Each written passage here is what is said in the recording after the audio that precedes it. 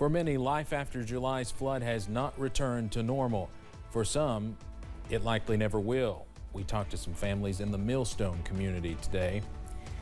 And blessed, that's how one Breathitt County woman describes her life after the flood. We talked with her about what's happened since she lost nearly everything. Plus, sunshine will help warm us back above average the next couple of days, but how long does the nice weather last? Those details on the way as Mountain News at 6 starts now. Dedicated to Eastern and Southern Kentucky, this is WYMT Mountain News at 6.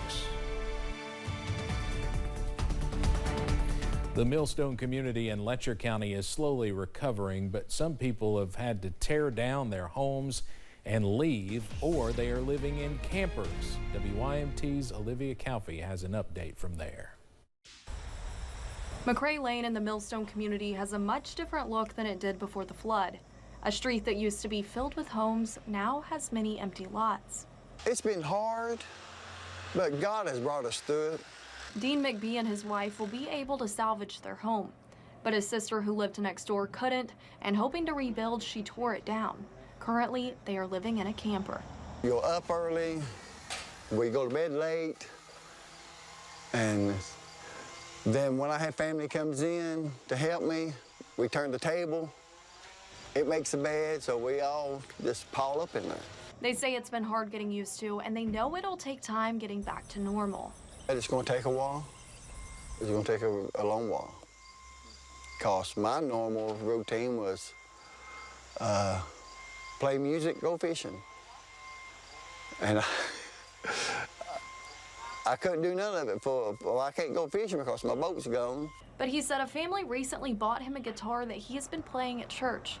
And slowly, some of his neighbors have started coming back. They're slowly coming back. So we will make it. And he says for now, he will continue working to repair his home so they can pick up where they left off. I'll stay right here. This is home. Because they believe Millstone will come back stronger. In Letcher County, Olivia Calfee, WYMT Mountain News. Dean says that his sister is supposed to be getting a trailer on her lot in the next month, and they all plan to live there until they finish repairing their house.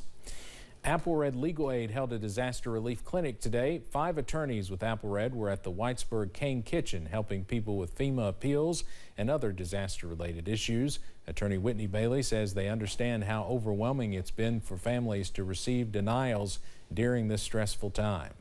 In my mind, a denial isn't necessarily the end of the line. That's just the starting point of like, let's keep this process rolling. Come talk to Apple Red, talk to any attorney that is willing to help you with these appeals, and we're able to ideally get people a little bit more money as far as FEMA claims go. Bailey says they hope to continue to have clinics like they did today, but if you still need assistance, you can call the Apple Red hotline at 1-866-277-5733. For any Breathitt Countyans impacted by the flood that are in need of portable heaters this fall and winter, Breathitt County Emergency Management is looking to help. They are currently compiling a list of people who have no source of heat or no electric to submit to the state in order to receive portable heaters. If this applies to you, you can call the Breathitt County Courthouse and give your name, address, contact information, and the reason you are in need of a heater.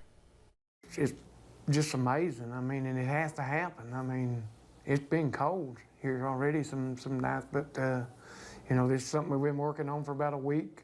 But you know, it just takes a little bit of time, or seems like it takes more time than it should. But you know, at least it'd be a big help. Judge Noble says whether you live in a home, camper, or even a tent, he encourages you to call 606-666-3800 and dial extension 224. We'll also have that number listed on our website at WYMT.com.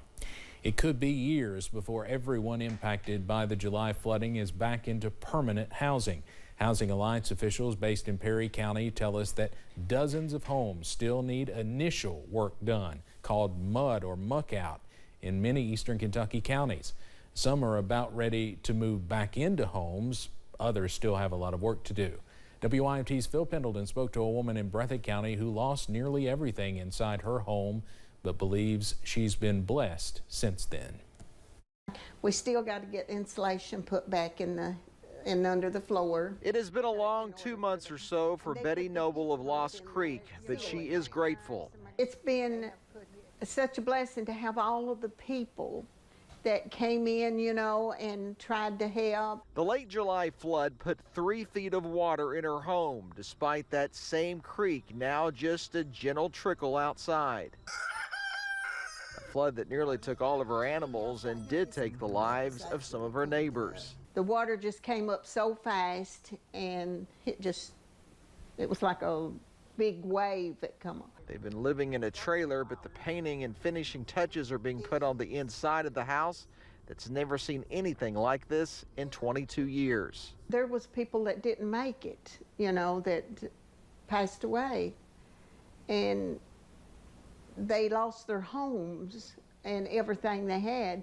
At least I've got a home here. So there are a few houses that need complete muck outs and then a lot that need just a little bit of extra work. The Housing Alliance serves the hardest hit counties of Perry, Breathitt, Knott, and Letcher. They believe the process to get everyone back to normal could take 5 to 7 years.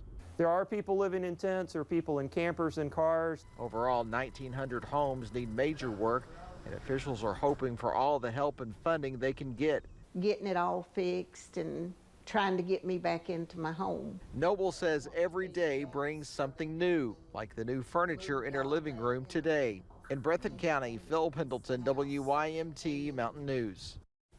Housing Alliance officials say more help and funding is arriving all the time, such as from the Foundation for Appalachian Kentucky, which provided a gift to fund 16 homes in the hardest hit counties.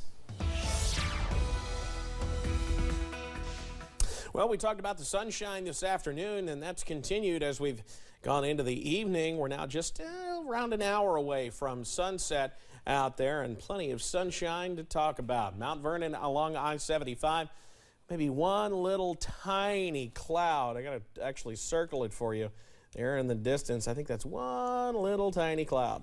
That is it. Same thing as we head down or up towards Slate along the Mountain Parkway. Plenty of sunshine there. See the road work they're doing there along the Wolf-Powell County line. 72 there. They got up to 74 earlier today. That was our warmer spot, and can also say so did London at one point. The official high so far in the books today is 74 at London Corbin Airport. Many of us still hanging around there. A little bit cooler, though, as you head over into far southeast Kentucky and into southwest Virginia, where they're hanging in the 60s. Satellite and radar is a clean sweep around the region. For tonight, 46, mostly clear with a little bit of patchy fog possible into the overnight. Details on when we can see some warmer air, that's coming up in a few minutes. Steve? All right, Evan, thank you. The Breathitt County coroner says a body was found on a riverbank along Troublesome Creek. The Kentucky Department of Fish and Wildlife Resources called the coroner's office on Saturday to the Clayhole community. The coroner says he does not know if the remains were a man or a woman due to decomposition. The body has been sent to the medical examiner's office for identification. As you know, 2 women are still missing in Breathitt County after the flooding. With the fall season here, the Kentucky Transportation Cabinet has issued an Antler Alert for all drivers. WYMT's Alyssa Williams spoke with transportation officials, law enforcement, and insurance agents to learn more on how we can steer clear of deer-related crashes this season. The fall season in rural Kentucky brings beautiful scenery, but it also brings an increase in deer sightings. It's mating season, and that puts a lot of them on the move. Some people think that once the hunting season starts, that hunting pressure and activity in the woods will also put them on the move.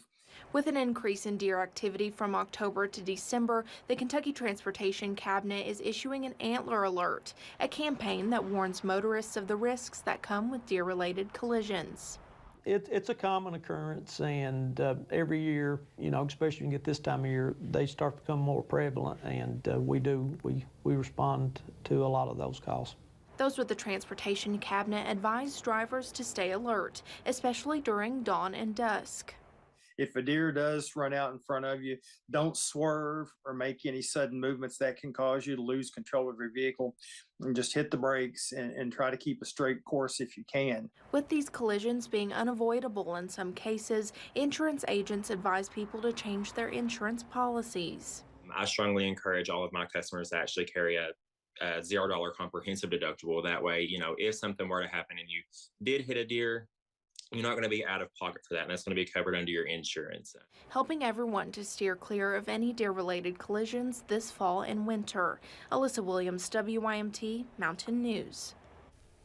H.B. Elkins with the Kentucky Transportation Cabinet says if there is a deer carcass that is obstructing a state roadway, you can call the nearest state road department to have it removed. We'll be right back.